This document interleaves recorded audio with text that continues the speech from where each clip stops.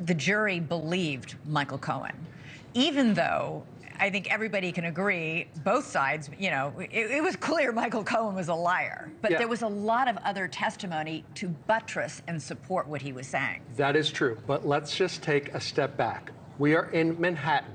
It is what, 88% Democratic? In all of the jury testing that we do when we test cases, when politics are involved, we see it over and over and over again. It breaks down across party lines. I suspect that these were 12 Democrats on this jury. We don't know that. I suspect it, though.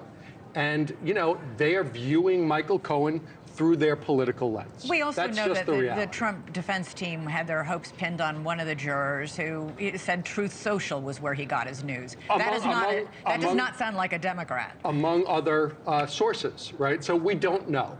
But the chances are, with the number of strikes that each side had, and it's perfectly permissible, if the prosecution learned that there were Republicans on the jury, it would have been absolutely permissible legally to strike those people.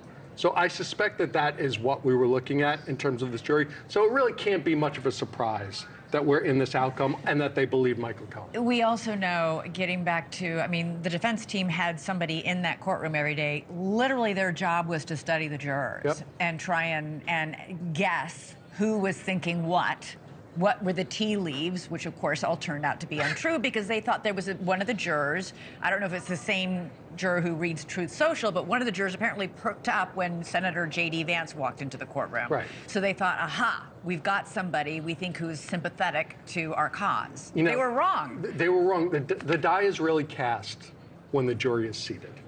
And to try and, you know, read facial expressions and glean from them which way they're leaning absolutely doesn't work. I don't know anybody who can really do it, but, you know, some people just nod at everything. Some people take notes about everything. You can't read any of that. It all gets decided in jury selection, and it'll be very interesting if some of these jurors decide to step forward and reveal themselves and come on TV and write books or whatever else. We'll see what happens. I think they'd be crazy, too, even though I would love to interview one of them. I mean, to walk into the gauntlet of, you know, all of Trump's supporters and his own fury. Well, they're in Manhattan, so they might feel comfortable doing that here.